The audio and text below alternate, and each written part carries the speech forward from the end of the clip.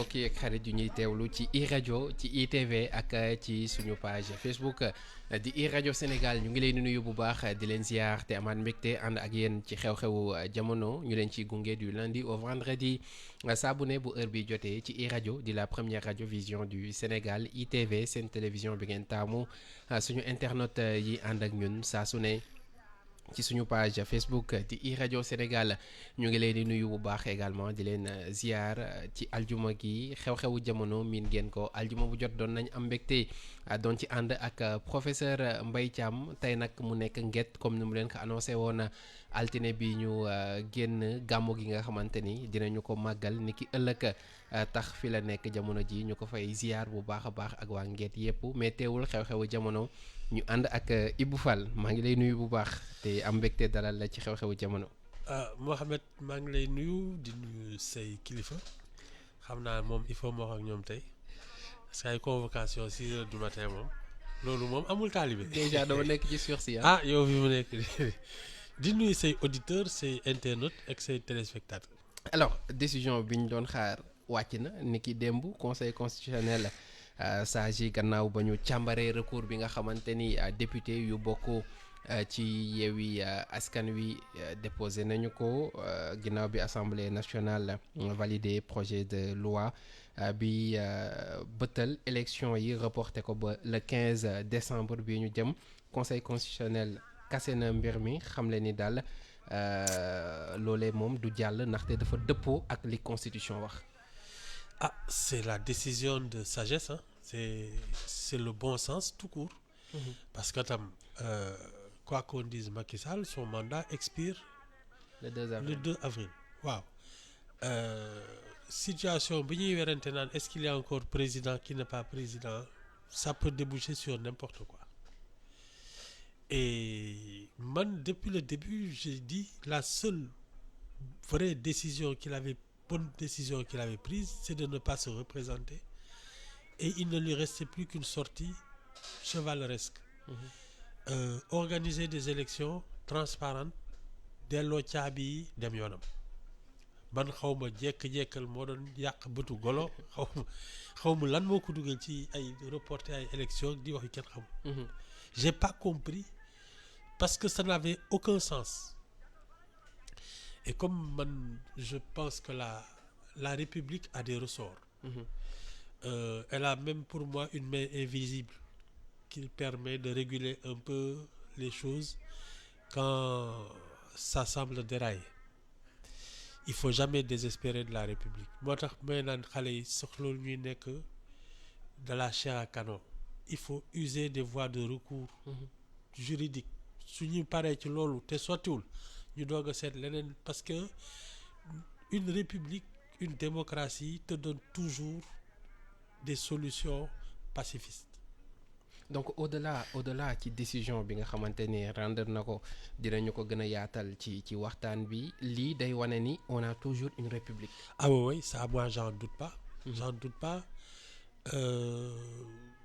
parce que de toute manière et je l'ai dit c'est même pire qu'une république, on a un État qui est très fort. Et maa ngi leen naan gis nga l'État peut même broyer son chef. Si il s'oppose, l'État peut même broyer le chef de l'État. Oui, mais fii 62 c'est ce qui s'est passé. Mamadou Dia c'était le chef de l'État. Oui. Non, dès qu'on se rend compte parce que notre république roule sur le train de notre histoire. Et ku ci jéem a taxaw devant bëgg ko dérailler soo moytul c'est toi qui vas te faire broyer. waaw man loolu laa gën a gëm. Je fais confiance à notre histoire, je fais confiance à notre État et je crois en notre République au-dessus de tout le monde. Mais décision bi nii lan la mën a apporter bu ñu gisee même ci li nga xamante ni rendre na ko xam nañ ne à la kullial lii di 25 février moom présidentielle mënu ci am donc ñoom ñu invité ñi nga xamante ni ñoom ñoo di les autorités ñu tëgg élection yi ci nu mu gën a gaawee mais même ci invité boobu doon dafa susciter waat plusieurs interrogations. Bon, il y a déjà le principe de casser des décisions uniques. benn professeur de droit mës na ma ne tu sais, une décision de justice, elle est bonne quand elle maintient la paix sociale. c'est-à-dire ci wolof. sooy àtte Ouais.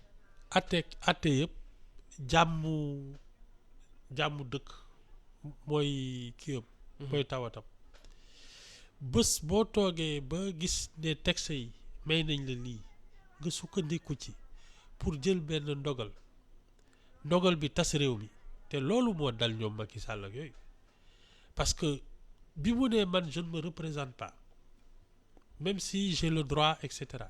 ñëpp tàccu ko dëkk bi sedd guy nga xam ne il avait pris une bonne décision bi mu ne nañ ko reporter tu as tout de suite vu qu'il y a eu des morts. Hein?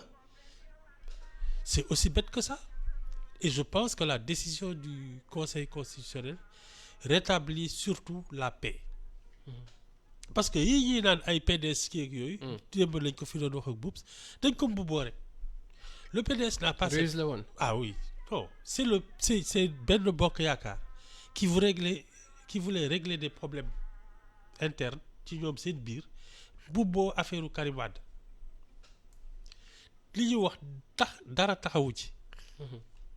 Et je pense que il faut pas prendre des prétextes comme ça pour remettre en cause notre histoire parce que gis nga aventure bii ñu naroon dugg. toog di xaar ba ay 25 décembre il peut tout se passer au-delà du 2 avril.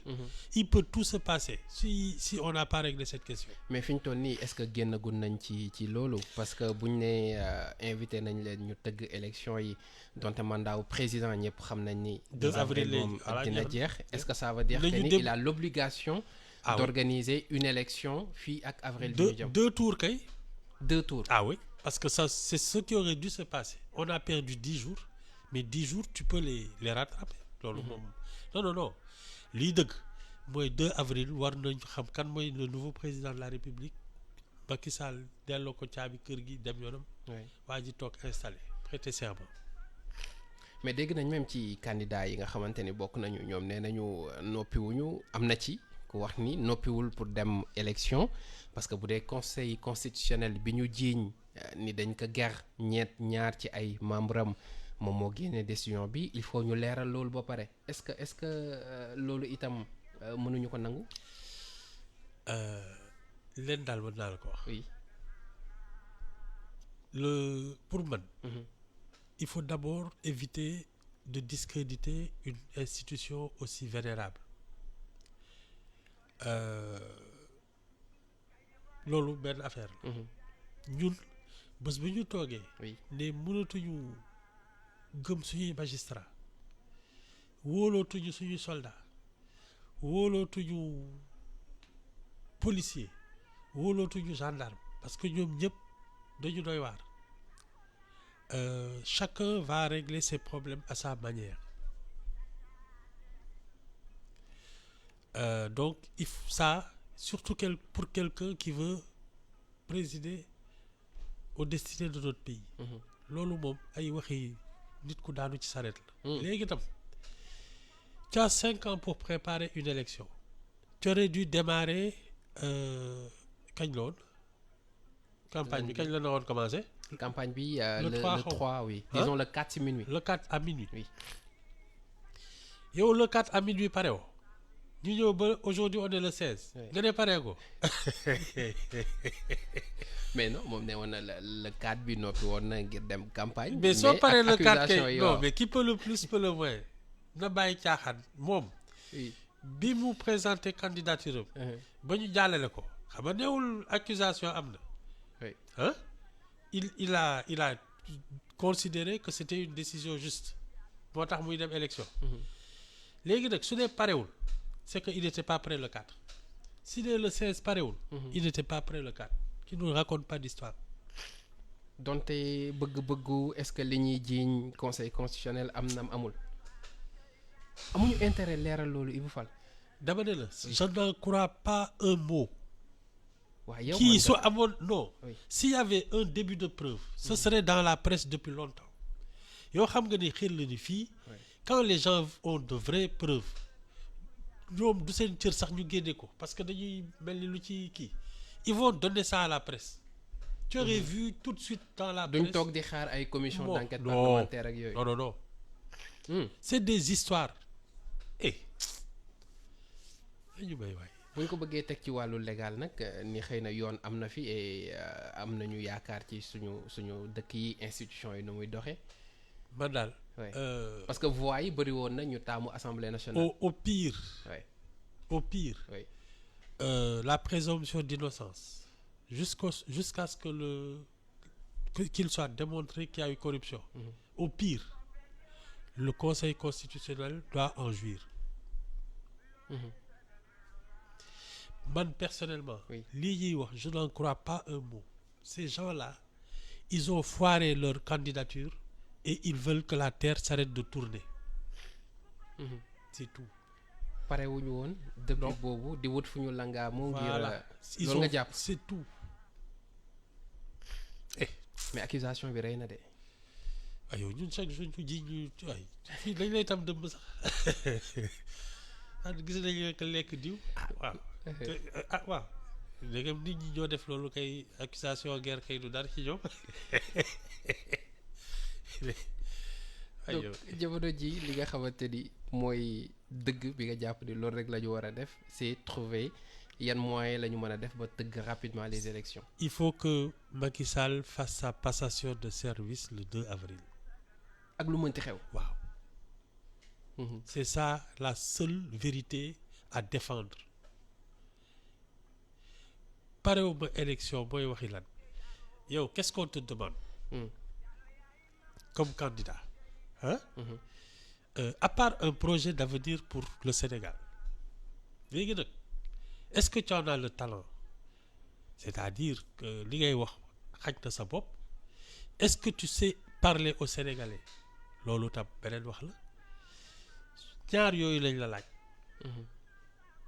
alors parewuma ça veut dire quoi tu n'as pas réfléchi à tes dossiers, tu ne connais pas la situation du pays. C'est quoi pareil au moins pour des élections? du excuse. Non, c'est des histoires. Ah ouais. Depuis démb ñu ngi wax naan ak décision bi conseil constitutionnel jël de toute façon ñu ci bëri jàppoon nañ ni mënuñu woon xaar leneen lu dul loolu parce que sinon dina nekk en contradiction ci moom boppam suite mooy li ñu xamoon li fi amoon en 2016 mais tey moom la ñu tudd ci mbir mi moom moo joxe décision bi nii ci loi boo xamante ni assemblée nationale moom moo ko voté est-ce que loolu duñu dugg dëgg-dëgg nag ci liñ doon wax depuis keroog naan crise des institutions dafa am. En principe ça ne peut pas se faire. Ça ne peut pas. Non. lu tax. Parce que ci man ñun ñëpp on est d'accord que c'est le conseil constitutionnel le juge des élections. Oui. Décision yi muy jël ci wàllu woowu. kenn mënul ci waxaa dara moom ci wàllu kii la wax élection yi nu mu war a doxee. Je vois pas pourquoi les autres gisuma ban crise lañ fi mën a indi. mënul am blocage ba tey sax ñu mën a xalaat. naka lañ koy bloqué xanaa kay il peut y avoir que de la mauvaise volonté de l'exécutif. bu ñu eggee foofu parce que loolu mooy. parce que lii bu wax. oui. ah. ñun ñëpp mën nañ koo dégg. léegi l'exécutif moom moo war a mën a ne conseil constitutionnel lii la dogal kon nag ñu defee ko noonu. gisuma beneen solution. Et je pense que même Macky Sall n'a pas intérêt parce que la bronca qu'il a soulevée dans le monde entier. dëkk bi commencé yëngatu. Je pense que les gens là du conseil constitutionnel lui ont indiqué la voie raisonnable. moom dafa mel ni qu'il a été déboussolé à un moment on le ramène à la raison bu yóbboo mu xam ni lii ñu ko wax. da nga jàpp ne dafa réer ci. waaw li mu doon def moom kenn xamul lu mu doon ay loi d'amnistie ak ay nañu reporté kii le 25 ak nañu dugg fii génn fële ay waa PDS di xam ni xim yi. waaw attends c'est quoi ça. mais ak fi mu yegsi ci décision bi nii ak tout ce qui s'est passé bu ñu. tu sais Macky Sall moo indi problème bi. oui moi quand il a reçu les 40 recalés bàyyi 20 candidats yi. ouais. ci laa xam ne problème am na. waaw waxoon nga ko fii de. c'était pas logique. loolu moo nekkoon le début. Oui, c'est lui qui a donné tout ça, c'est lui qui a semé le désordre dans cette affaire. Parce que c'était très simple.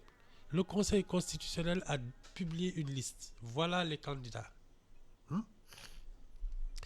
Bon, il n'est pas candidat. Il est chargé de veiller à ce que les élections se déroulent normalement.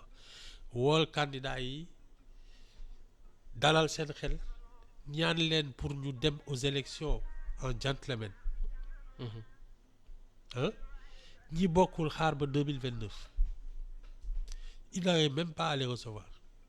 Il y en a même un qui avait 189 parrains. moom dañ ko téye ci moom biñ ko recalé fële recalé at ko ci bunti fale.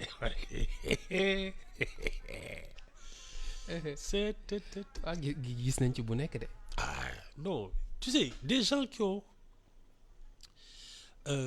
préparé sérieusement leur candidature. bu ñu accepté ko Conseil constitutionnel constaté ko.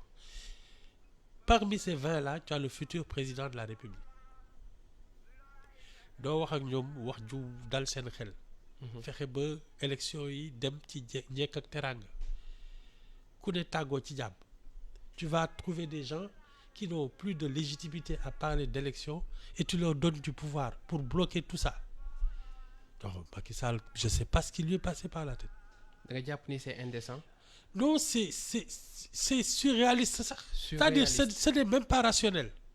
Ah oui. Non. À ce point. Ah oui. C'est pas rationnel. Ñun ça fait presque maa ngi koy wax ci référendum 2016 bi. Après les législatives de 2017. Après tu as ça fait 2016 ba léegi on ne travaille pas normalement.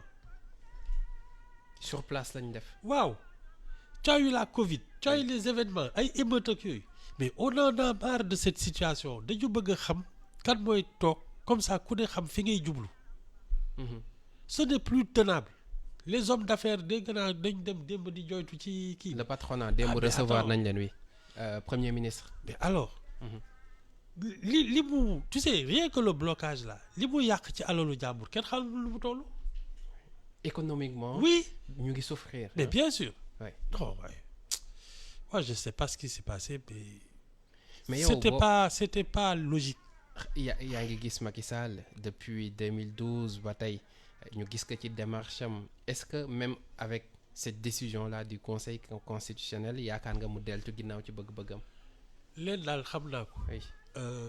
Je ne pense pas qu'il soit en position de force actuellement pour balayer d'un revers de main le Conseil constitutionnel. Déedéet lu nekk ak jamonoom. nii. amul choix nga yaakaar. Je pense pas qu'il ait beaucoup de choix. Parce que déjà l'opinion internationale le surveille.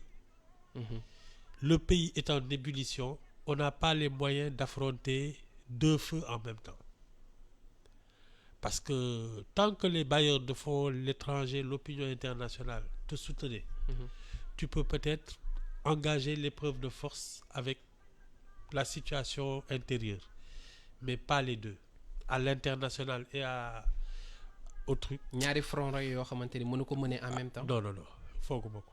Ce serait pas raisonnable. Le ton ferme bi nga xamante ni le secrétaire d'État américain gis yëkkati na ko keroog loolu aussi est-ce que du participer un peu si. Le secrétaire d'État, le département américain. Oui. Et il paraît que Macky Sall a même eu un entretien avec Blinken xaw ma. Oui, Anthony Blinken. Waaw. L'Union européenne, la CEDEAO amul kenn ku ànd ak moom. Il est seul contre tous. En tout cas à l'étranger. Fii ci dëkk bi li ci ëpp on en a un peu assez de tout ce désordre là. On aimerait bien que ce soit clair dans notre tête. Diw falu na ku ne xam ban position ngay toogee ci dëkk bi. Je ne pense pas que actuellement il ait le choix. Ah léegi nag tu peux te faire des illusions. ne waaw man lu ma neex laay def ay ca dëkk baa ngi nii. mën nañu egg ci situation boobu. moom da lay ñëpp di déglu. Ah oui, il faut que le Conseil constitutionnel a montré la voie. moom la ñuy déglu ndax dina def li ñu ko sant. S'il refuse de suivre cette voie-là, quelles pourraient être les conséquences? L'aventure est ouverte à tout, hein. C'est-à-dire? Il peut tout se passer. quand je dis tout mais c'est tout li dal Yaya Jammeh sax ci lay bokk. à ce point ah oui parce que su dee da nga toog àddina bi yëpp te la yow organiser l'élection te dégagé que ne maa lànk tu es seul contre tous. Les gens peuvent même se rassembler pour dire mais attendez c'est quoi ça? Parce que de toute manière il y a au moins une constance, c'est que les Sénégalais ne se laissent pas faire. loolu moom c'est clair ku fi mës a toog xam nga ne les Sénégalais ne se laissent pas faire. tey bu dara desul lu dul ñu toog défendre li nga xamante ni moo ñu desee ci suñu campéef réew yi dinañ ci def liñ ci war a def. parce que je trouve que le recours devant le Conseil constitutionnel c'est la première étape. Si ça suffit tant mieux. Si ça ne suffit pas je pense que l'épreuve de force va être engagée. léegi nag épreuve de force bi moom tu sais pas sur quoi ça peut déboucher. Parce que gis nga pour man il y a une institution dont on ne parle pas, la grande muette. Gis nga après le Conseil constitutionnel c'est la grande muette qui va su dee li Conseil constitutionnel dogal et ça ne règle pas le problème, je pense que c'est l'autre institution, l'ultime rempart moo ciy wax. bon ñi nga xamante ni ñu ngi ñuy déglu peut-être te xamuñu luy la grande muette mooy l'armée. oui armée. toll nañ ci situation boo xamante ni xel mën nañ jox su dee même le Conseil constitutionnel qui est l'ultime, l'avant-dernier rempart pour maintenir l'ordre su dee moom dafa ne lii mooy dëgg ñu ne ko du loolu continuer di semer désordre, je pense que on va vers une situation où même l'armée peut se dresser pour remettre de l'ordre. Ah oui. Donc parce la situation est critique à ce point. En tout cas pour l'instant non. Pour l'instant. Waaw parce que tu sais pour man une république a des ressorts dont justement les voies de droit. Si on continue à tomber dans l'abîme, il faudra bien que quelqu'un sauve la république.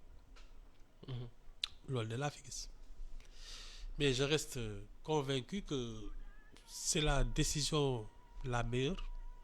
Léegi organiser des élections pour que la passation de service se fasse sans qu'il y ait de vide juridique, ñu naan est-ce qu'il est légitime et qu'il n'est pas légitime, delloo caabi ku ne xam fan ngay jublu. man loolu laa fi gis. tey politiquement ñëpp xam nañ ni moom bokkul mais am na candidat ci élection yi, candidat moom ci boppam mi ñu tuumaal ni moom moo ger ñenn ci conseil. C'est là que c'est pas logique. waaw c'est pas logique. Non parce que lu tax parce que tu peux pas arrêter un processus sur la base des accusations de corruption. Ba pare yow kii nga ngemb moom lañ ko jiiñ. Tu lui maintiens ta confiance. nga téye ko sa wet moom la ñu jiiñ nga tax nga reporter élection yi jur li mu jur ni. Waaw c'est pas logique. Moi ce que je crois. Oui. C'est que Benno Bokk Yaakaar y a une frange qui a décidé de descendre de cheval. maanaam. Amadou Ba. oui. moo leen doyul. loolu depuis le début voilà dafa am lu si yokkuwaat mais dem na ba jéggi dayoo. parce que au début c'est quoi c'est Mame Boye Diao. Aly Ngouille Ndiaye ak Boun Abdallah Dionne ñoom ñoo fippu mais soo demee ba un groupe parlementaire yëpp parce que la loi qu'ils ont soutenue c'est contre Amadou Ba, c'est pour empêcher sa candidature soo ko lire politiquement. loolu avec la bénédiction de Macky Sall nga xam ne y a un vrai problème. Déjà il y avait un problème mais maintenant ak situation bi est-ce que du gën a wàññi les chances de Amadou Ba bi nga xamante ni mooy seen candidat quoi qu'on puisse dire. man daal li ma xam. mooy une élection n'est ni perdue ni gagnée d'avance. ku ci ne daal. suñu démarrer campagne. nga xool li ñuy wax ak ni ñuy defee ak ni mu demee c'est à partir de ce moment-là parce que tu sais fii les gens changent d'avis comme de culotte ak situation bi fi am yëpp. bon. donte une élection n'est jamais gagnée d'avance ni perdue d'avance mais il y a des facteurs yoo xamante ni nag Ibou Fall est-ce que du xaw a wàññi doole. man daal je veux voir les gens sur le terrain. et ensuite le résultat des urnes moom mooy àtte nit ñi mais kii moo mën a kii lii koy dal ak yooyu parce que fii les gens je te dis dañuy transhumer en 2 temps 3 mouvements jóge fii jaar fële jóge même l'opinion sénégalaise est très versatile dañ lay yëkkati tey wàcce la suba déedéet kay. yow loolu fekkee ko Gars yi sénégalais yi kenn moomu leen li leen neex la ñuy def ils sont extrêmement versatiles kii ñu doon ngañ démb mën nañu ko ëllëg ñu koy gërëm bay jooy ça c'est très sénégalais donc ce qui va se passer je sais pas yàlla il faut voir les gens sur le terrain en action à partir de là tu peux détecter ceux qui ont du talent qui disent des choses sensées qui ont un discours d'homme d'État ak yooyu te même loolu ça ne garantit rien mais xam nga bi ñuy wax bi Macky Sall waxee fii ne du présenté wu ñu bëri dañ ni pour la première fois mën nañ am yaakaar ni dinañu tëgg élection fii ci Sénégal boo xamante ni on va élire un président et non wàcce un président lii nii du changer gis-gis boobu ñu amoon. non Macky Sall n'est pas candidat donc ce que l'on va pour man y a peut-être une nuance si quelle est la nuance on veut sanctionner un régime et son prolongement mais xam nga man lan laa gën a jàngat ci les derniers événements là on se rend compte qu'il y a deux camps yan ñaar benn bi mooy ñi nga xam ne dañoo doon bëgg a bloquer processus bi maanaam PDS ak Benno Bokk Yaakaar et on n'est pas sûr que Amadou Ba soit de leur côté ak ñi nga xam ne nañ dem élection ak lu mënti xew nañ dem élection donc tu as l'impression que ceux qui ont voulu bloquer le processus ce sont des gens qui sont aux affaires ou n'ont pas envie de perdre leurs privilèges c'est-à-dire système bii nii moo leen arrangé moo tax ñuy bricoler pour affaire bi gëj a dem c'est-à-dire dañu nekk ci nguur doyalaguñ ci nguur gi voilà risque ñàkk ko nekk fi te waaw bëgguñu dem loolu nga bëgg a wax ñu saalit d'accord voilà boo am ñi nga xam ne nag et je pense que beaucoup de Sénégalais pensent que ñi nga xam ne dañu bloquer affaire bi ñoom dinañu am un peu benn avance boo xamante ne dinañu ko am au moins y a un regard favorable parce que au moins ils sont entrés dans la compétition mais ki nga xam ne da nga bëgg a lëbëj affaire bi pour toogaat mais les gens je pense vont te sanctionner le président moom il participe pas mais il est à l'origine de cette situation son candidat bi dem est-ce que nekkul moom mooy payer les pots cassés peut-être ça dépendra de son discours ça dépendra de sa démarche parce que nit ñi nag xanaa dinañ la déglu balaa mais il part avec un préjugé défavorable Benno Bokk Yaakaar moom fii mu nekk nii ak parce que leur alliance avec maintenant qui est au grand jour ça waaye nag ça comme bon il faut dire que ce genre d'alliance là nit ñi dañuy foog ne c'est une addition mais parfois c'est une contraction ah oui regarde ce qui s'est passé avec Idrissa Seck quand il a rejoint le camp présidentiel ils n'ont pas gagné une voix de plus c'est Idrissa Seck qui a perdu Thiès c'est ça conséquences yi dafa mel ni l'électorat c'est-à-dire que nit ñi dañuy toog nit ñi dañuy yàpp kon lépp lu nuroog luy ànd ak ñoom dañ lay sanctionner et on va vers ça maintenant chacun comment tu vas te positionner dans cette affaire loolu lay ñëpp di déglu mais tey aussi même bu ñu demee tëgg élection yi au sein de Benno Bokk Yaakaar gis nañu ni situation bi dafa gën a fësal mooy li nga doon wax sànq ñàkk kóolute bu ñenn ñi am parce que y a même des ministres qui ont pris position yëkkati même ay kàddu tekk ci kaw Amadou Ba tey bu ñu waree demaat campagne ci circonstance bii nii est-ce que moom il aura la confiance dina am confiance ci ñi nga xamante ni ñoom la bokkal même camp. Non, je pense que c'est d'abord ça l'origine de leur défiance parce que xam naa ne ñoom ñi xatraayu c'est que ce sont des gens qui ont été dans le dispositif le plus proche de Macky Sall et apparemment dafa mel ni Amadou Ba daf boolewu leen ci dispositif am et ça leur fait peur parce que suñ la wóoluwul déjà pour les élections xam nga après si il est élu tu peux pas penser qu'il va te prendre dans un gouvernement wala yooyu bu la boolewul déjà ci mbir mi. waaw après seddu bi day xaw a métti. je te dis moi je pense que ça vient de là ils se sont dit kii daf fi na nga indi ay nitu boppam pousse suñu gars yi il va peut-être même régler des comptes parce que y a quelques contentieux genre fonds Covid yeeg càmbar yooyu. oui. Tu en profites pour couper des têtes jàpp sa jàmbur bon donc c'est je pense qu'il y a une défiance qui est venue de ce genre de truc moo tax ñu ne kon kii mënatul nekk suñu candidat et ils l'ont fait exprès mbubboo waa wàllu mais Benno Bokk Yaakaar ak wàllu bon wàllu c'est un prétexte que je trouve inadmissible mais bon lu tax inadmissible. non tu sais ils ont mal préparé leur dossier de candidature wàllu waaw donc ils n'ont rien à dire amuñu dara lu ñu wax. non ouais léegi nag li dangereux pour eux c'est que ça fera la deuxième élection présidentielle qu'ils vont rater. kon est-ce que nekkul ñoom ñooy les grands perdants bu lii amee. ah oui parce que déjà xam nga Madické Niang avait un peu sauvé la face mais tu as vu le score qu'il a fait ça veut dire que ñoom ils l'ont pas soutenu. en 2019. waaw oui. Le groupe de cadres qui était resté au PDS.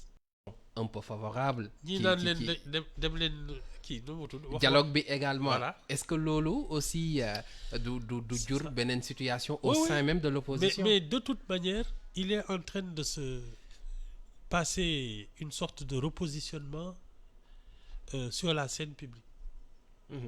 Parce que quand même Macky Sall demul Ousmane Sonko demul. Karim Wade demul.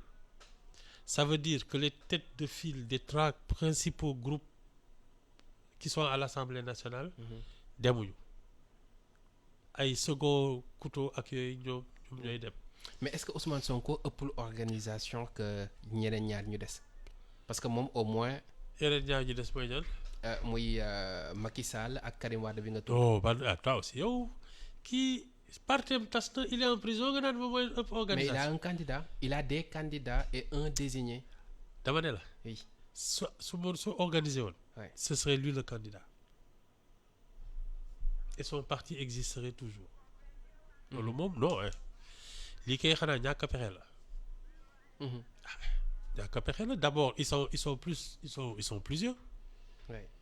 tu as parce que soo seetee Yewwi Askan Wi. oui.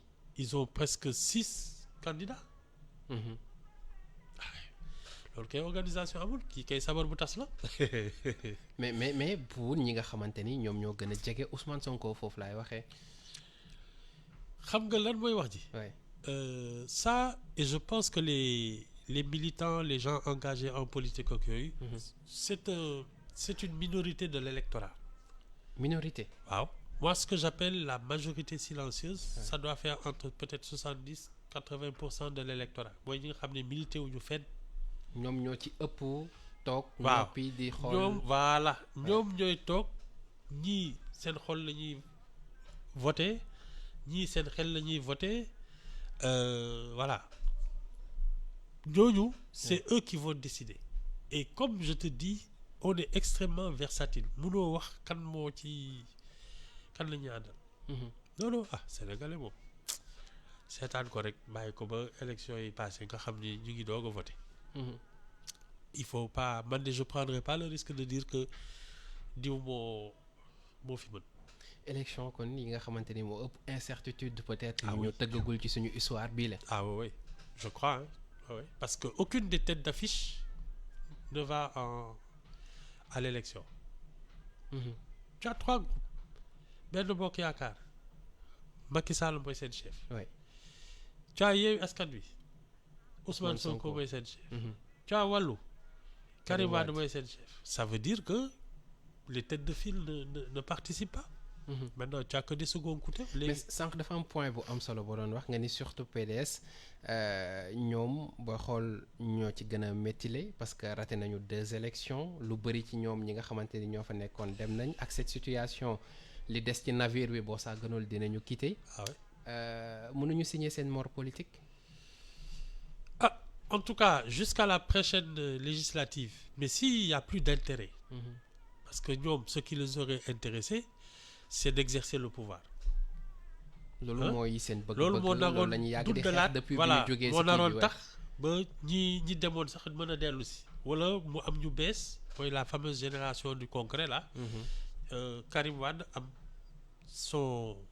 ses hommes à lui et xëy na beneen forme militantisme ak beneen parce que le profil de Wade le père n'est pas celui du fils. ñi mën a militer pour Abdoulaye Wade ne milite pas forcément pour Karim Wade. Donc ce serait un renouvellement de la machine PDS. Oui. Mais il faut avoir le pouvoir pour ça. nii xanaa ñu xool résultat législatif yi. Les prochaines législatives. Ça va signer soit un début de renouveau. Il faudrait que Karim Wade veuille être au moins député. Au moins député. Ah bon raté nga présidentiel kay su bëggee nekk député na ñëw c'est un apprentissage. Mais su ko ngembul. Oui. Je vois pas comment le PDS irait dans de bonnes conditions. Aux législatives. Alors restons maintenant sur les décisions yi nga xamante ni ba tey président Macky Sall mu ngi ko doon jël fan yee annoncé na sa volonté apaiser le climat social dàqul woon libérer ñi nga xamante ni ñoom la ñuy tuddee les détenus dits politiques. démb bàyyi nañ ci ñu bëri ak liñ leen doon toppee yëpp liñ leen jàppee ñenn ñi charge yi nga xamante ni moom lañ doon wax ci ñoom ñu xëy suba bàyyeendoo ci ñi ñu bàyyeendoo est-ce que ça aussi ban jàngat nga si am. man daal j'aurais préféré qu'on juge les gens. loolu mu nga doon bëgg. Ah oui. Parce que ce qui s'est passé ici entre 2021 et 2023. Mars 2021, juin 2023. Waaw. On a dénombré 40 morts. Hein? Oui, selon chiffres ku ci nekk say chiffres. Oui. Voilà. Des dégâts matériels. La République a été secouée dans ses fondements. Je trouve que c'est extrêmement grave. Et on ne peut pas laisser des gens qui sont soupçonnés de ça comme ça. Soit ils sont vraiment coupables de ce dont on les accuse. Oui. Et ils doivent être condamnés et purger leur peine, payer leur dette à la société. Soit ils n'ont rien fait et c'est à nous peut-être de les dédommager. On peut les dédommager par le vote. Comment ci le vote. ñii defuñu dara dañ leen ji ñëpp ay kii lañu. seen candidat lay ñëpp di voter naan yéen kan dañ leen tooñ. noonu lañ leen di nàmpee. dañ leen di nàmpee. Ok. Ça c'est vraiment l'opinion Ouais. qui peut faire ça. C'est un peu à mon sens ce qui s'est passé avec Ousmane Sonko quand on l'a viré Impôts et domaines. des impôts et domaines. Oui. On en a fait un député. loolu moo nekkoon ndàmpaayam. Je pense que genre ndàmpaay la. L'opinion xam nga ñun la ñuy sot. Oui. Mais libérer des gens comme ça sans qu'on sache exactement ce qu'ils ont fait ou pas fait, ça rend encore l'État plus suspect. Comment ça plus suspect. Ah ñii yaa leen jiiñ lii. amuñ ci lu leen nga génne leen mel ni doon dara. parce que aussi mooy li ngay wax. On a accusé l'État d'avoir organisé des milices Ouais. qui sont à l'origine de ça. Donc Exactement. il faut qu'on sache qu'il y a forces occultes.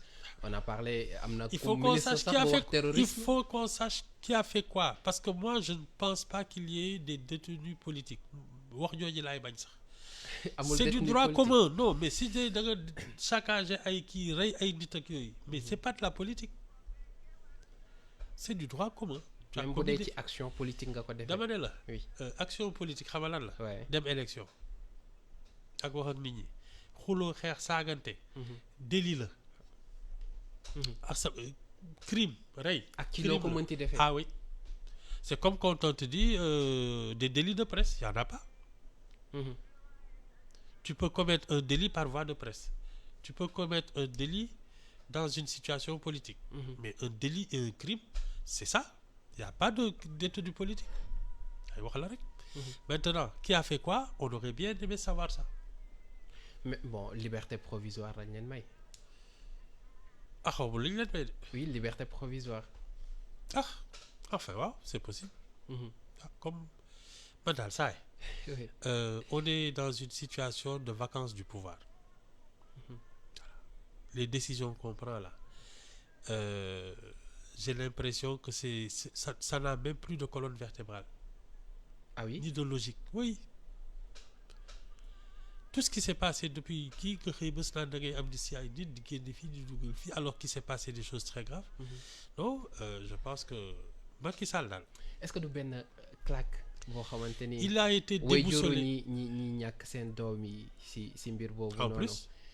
ñi nga xamante ni am nañ ci souffrir nañ ñàkk nañ ci seen i matériel ñii seen liggéey ñii seen leneen ak leneen. Il y a quelque chose de déboussolé dans ce qui se passe depuis quelque temps.